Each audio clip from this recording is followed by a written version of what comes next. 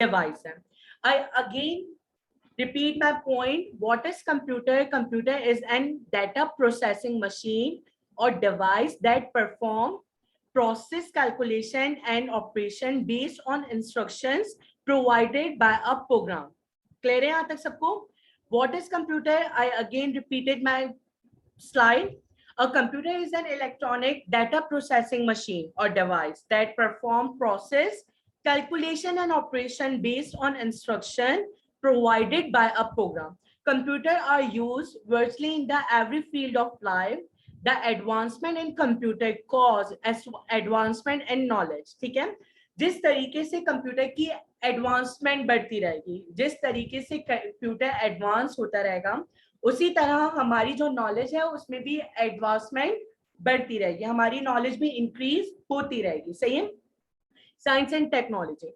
Today computer are used in the field of businesses. अब computer business की field में बहुत इस्तेमाल होता है, इंडस्ट्री की फील्ड में इस्तेमाल होता है, एजुकेशन फील्ड में इस्तेमाल होता है, बैंकिंग की फील्ड में इस्तेमाल होता है, ट्रांसपोर्टेशन में इस्तेमाल होता है, रिसर्च वर्क में इस्तेमाल होता है, मीडिया फील्ड में इस्तेमाल होता है और एंटरटेनमेंट में इस्तेमाल होता है. अच्छा जी, क्लास 9 आप लोगों का मेन मोटिव कंप्यूटर लेने का जो भी हो, मुझे नहीं पता क्योंकि हमारी इतनी डिटेल में बात नहीं हुई. कंप्यूटर लेने के आप लोगों को कुछ तो बेनिफिट्स हो. अगर आप एक कंप्यूटर स्टूडेंट हैं तो आप हर फील्ड में जा सकते हैं. आपने अपनी स्लाइड में देखा कि computer are use in the field of businesses. Computer business की फील्ड में भी इस्तेमाल है, कंप्यूटर इंडस्ट्री फील्ड्स में भी इस्तेमाल है, कंप्यूटर एजुकेशन के लिए भी इस्तेमाल किया जाता है, कंप्यूटर बैंकिंग के लिए भी इस्तेमाल किया जाता है, कंप्यूटर ट्रांसपोर्टेशन के लिए भी इस्तेमाल किया जाता है. ट्रांसपोर्टेशन के लिए कैसे इस्तेमाल किया जाता है कंप्यूटर? हम अपने tickets with in seconds book कर सकते हैं, चाहे वो ट्रेन के हो, चाहे वो प्राइवेट बस के हो, चाहे वो प्लेन के हो, विद इन सेकंड्स हम अपने टिकट्स बुक कर सकते हैं. कंप्यूटर रिसर्च के लिए इस्तेमाल किया जाता है, मीडिया में कंप्यूटर का बहुत अमल दखल है और कंप्यूटर एंटरटेनमेंट के लिए भी इस्तेमाल किया जा सकता है. जब मैं बोर हो रहा हूँ तो मैं गेम खेल लेता हूँ कंप्यूटर में, मैं कुछ और एप्लीकेशन इस्तेमाल कर लेता हूँ, तो कंप्यूटर बहुत सारे पर्पस के लिए इस्तेमाल किया जा सकता है. यहाँ तक क्लियर है सबको? इफ यस तो थम्स अप क्विक. बिल्कुल. So we have to go on another slide. Excellent class, excellent. So we go on another slide, or now we have to discuss about the, we go on another slide, or now we have to discuss about the evolution of computer. Same. Now we have to discuss about the evolution of computer. Computer की evolution के बारे में हम अब बात करेंगे. ये देखिए क्लास आपका थोड़ा सा डिटेल टॉपिक है. Chapter number 1 fundamentals of computer है, थोड़ा सा डिटेल टॉपिक है. सही है. तो इस टॉपिक को कंप्लीट करने के लिए हमें थोड़ा सा टाइम चाहिए, लेकिन बहुत इजी और बहुत आसान चैप्टर है. एवोल्यूशन ऑफ कंप्यूटर, कंप्यूटर की एवोल्यूशन.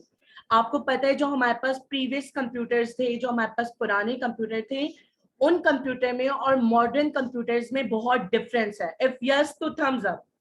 पुराने कंप्यूटर्स में और मॉडर्न कंप्यूटर्स में, ओल्ड कंप्यूटर्स और मॉडर्न कंप्यूटर में डिफरेंस है या नहीं है? या तो आंसर मुझे चैट बॉक्स करो या थम्स अप करो. एक्सीलेंट. इफ बिल्कुल सही बात है, क्योंकि जो हमारे प्रीवियस कंप्यूटर हैं, जो हमारे पुराने कंप्यूटर हैं, उनकी रिप्रेजेंटेशन में, उनकी बॉडी में, उनके स्ट्रक्चर में, और जो हमारे पास स्टिल प्रेजेंट जो कंप्यूटर है उनमें बहुत सारे डिफरेंसेस हैं. एक्सीलेंट मोहम्मद मोहसिन, बिल्कुल डिफरेंस है हमारे पास. नाउ अच्छा, एवोल्यूशन ऑफ कंप्यूटर क्या बता रहा है? Evolution of computer, the computer which we see today are modern shape of computer. जो कंप्यूटर आज हम देखते हैं, जिस कंप्यूटर पे आज हम इस्तेमाल करते हैं, जिस कंप्यूटर को आज हम इस्तेमाल करते हैं वो बहुत मॉडर्न है as compared to old computer. As compared to old computer, ये कंप्यूटर बहुत मॉडर्न है, which has been evolved since centuries. The evolution of computer is generally divided in the following 3 eras. हमने क्या किया? हमने अपनी जनरेशन की, हमने अपने कंप्यूटर की एवोल्यूशन को 3 एराज में डिवाइड कर दिया. ठीक है. कितने एरा में हमने अपने कंप्यूटर की एवोल्यूशन को डिवाइड किया? अपने आंसर्स मुझे रिस्पांस दें. एक्सीलेंट. मेरे पास चैट बॉक्स खुला हुआ है, सबके आंसर्स मेरे पास डिस्प्ले होंगे. जल्दी जल्दी क्विक, ताकि मुझे पता चले आप लोग मेरे साथ एंगेज हैं. एक्सीलेंट, बिल्कुल सही. हमने क्या किया? अपने कंप्यूटर को 3 एराज में डिवाइड किया. सही है. How many eras of computer we have? We have 3 eras of computer. Number first, mechanical era, जिसे कंप्यूटर की डार्क एज भी कहा जा सकता है. Number second, electromechanical era, that is middle age of your computer. Last, electronic era, that is modern age of your computer. Clear है class यहाँ तक? If yes to thumbs up. अगर मेरे पॉइंट्स आप सबको क्लियर है यहाँ तक तो जल्दी से मुझे थम्स अप दें. एक्सीलेंट, आप सबके थम्स अप आ गए. Well done. सो मैं दोबारा ही पॉइंट रिपीट करता हूँ ताकि अगर किसी को कोई क्यूरीज है, अगर कोई मसला है तो हम उसको दोबारा से सॉर्ट आउट कर सकें. So the computer which we see today are modern in shape. वो मॉडर्न इन शेप है, उनको एवोल्यूट किया गया सिंस सेंचुरीज से. The evolution of computer is generally divided into 3 eras: mechanical era, electromechanical era और electronic era. What is mechanical era? Mechanical era क्या है वो हम नेक्स्ट स्लाइड पे डिस्कस करते हैं. So what is mechanical era? Mechanical era क्या है? मैकेनिकल एरा का अदर नाम क्या है? Dark age of computer. Man have been trying to invent machine that solve mathematical problem. ठीक है, मैन ये चाहता था एज ए ह्यूमन बीइंग, एक इंसान ये चाहता था कि हम ऐसी मशीन को डेवलप करें, हम ऐसी मशीन को बनाएं जो हमें मैथमेटिकल प्रॉब्लम्स को सॉर्ट आउट करने में हमारी मदद करें. क्लियर है यहाँ तक सबको? एक्सेलेंट. क्लियर है तो थम्स अप. अगर आप सबको यहाँ तक क्लियर है तो मुझे थम्स अप दो. Well done.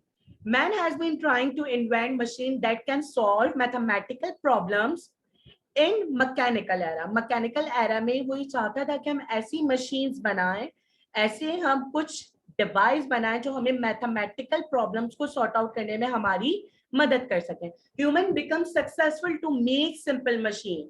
इंसान कामयाब हो गया एक ऐसी सिंपल मशीन बनाने में that will help to perform simple arithmetic operations.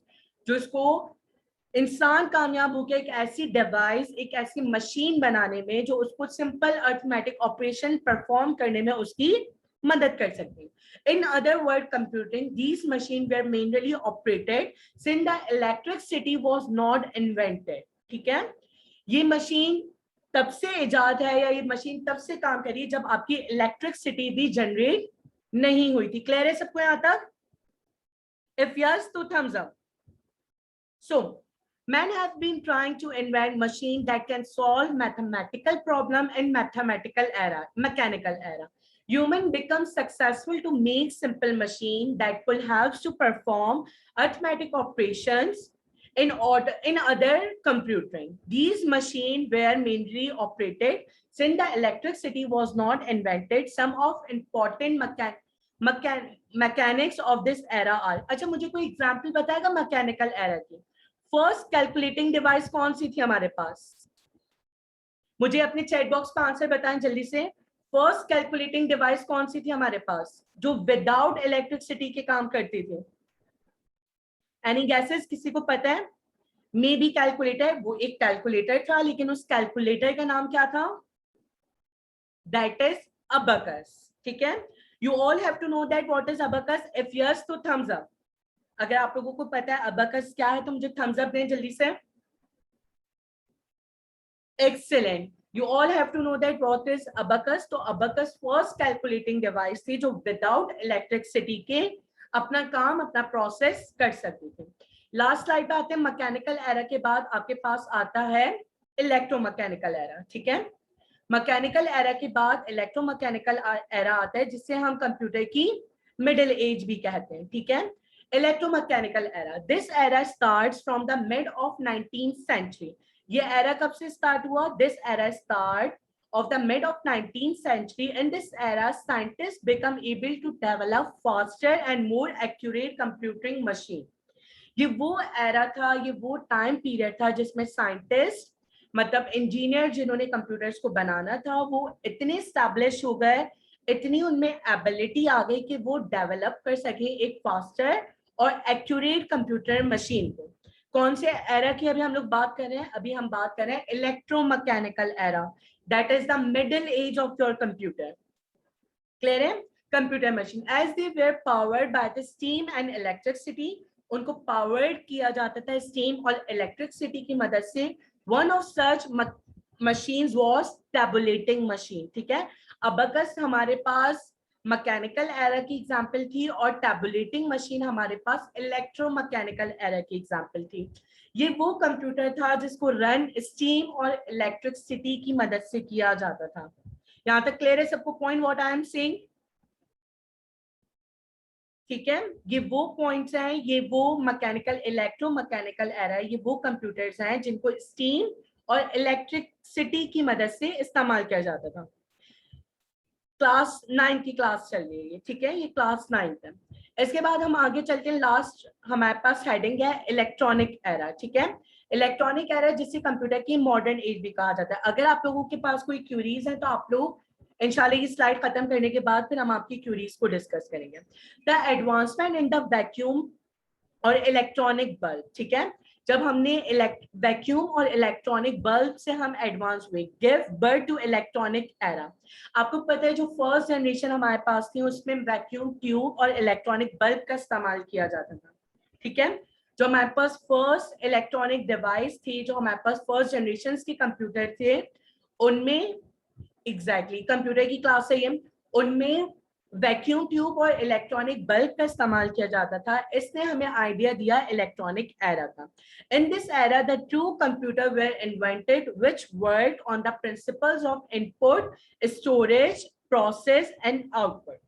Basically modern age में जो कंप्यूटर बनाए गए उनके प्रिंसिपल्स क्या थे? उनके प्रिंसिपल्स थे इनपुट, डाटा को इनपुट लेना, उसको अपने पास स्टोर करना, उसको प्रोसेस करना और आउटपुट देना। क्लियर है यहां तक सबको? सो क्या प्रोसेस था, क्या हमारे पास मेन टारगेट जो हमारे पास प्रोसेस था वो यही था कि हम एक ऐसी डिवाइस क्रिएट करें जो इनपुट ले हमारे डाटा, इसको स्टोर करे, उसको प्रोसेस करे और हमें आउटपुट दे। तो हमारे पास जितने भी मॉडर्न एरा में, मॉडर्न एज में कंप्यूटर आते हैं, उनका जो प्रिंसिपल है, जिस प्रिंसिपल पे वो काम करते हैं, वो प्रिंसिपल सेम है, ठीक है। वो प्रिंसिपल बिल्कुल एक्यूरेट है तमाम कंप्यूटर्स का। उनका जो बेसिक मोटिव है, वो मोटिव यही है कि वो आपसे इनपुट लेते हैं, उसको स्टोर करता है, उसको प्रोसेस करता है और उसको आउटपुट जनरेट करके देता है। कंटिन्यूअस वो advancement in electronic engineering increase the efficiency and speed of computer. जिस तरीके से हम एफिशिएंटली तौर पे इंक्रीज होते गए, हमने अपने आप को बेहतर बनाने लगे, उसी तरह हमारे कंप्यूटर में वर्सैलिटी पैदा होना शुरू हो गई। वो बेहतर हो गया, वो फास्टर हो गया, वो बहुत अच्छी तरीके से काम करने लगा। अब जो हमारे पास कंप्यूटर है वो फास्टर है या नहीं है? यस या नो? इफ यस तो थम्स अप। अब हम कितने millions of calculation can be done in seconds? Yes या नो क्लास? अपने रिस्पॉन्सिव मुझे जमा करवाएं। सही है। The electronic era may be characterized in the generation on the basis of the technology used to build computer.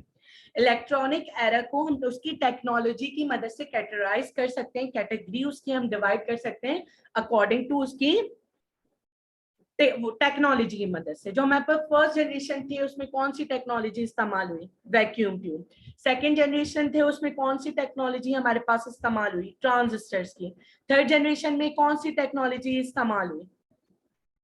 IC की। Fourth generation में हमारे पास माइक्रो प्रोसेसर। फिफ्थ जनरेशन जो प्रेजेंट है उसमें अभी तक हमारे पास आर्टिफिशियल इंटेलिजेंस में काम चल रहा है और वहां पे ही सारा काम हो रहा है। यहां तक आप सबको क्लियर है? किसी को कोई मसला है तो अब आप लोग अपने हैंड रेज कर सकते हैं। If you have any curies तो रेज योर हैंड क्लास।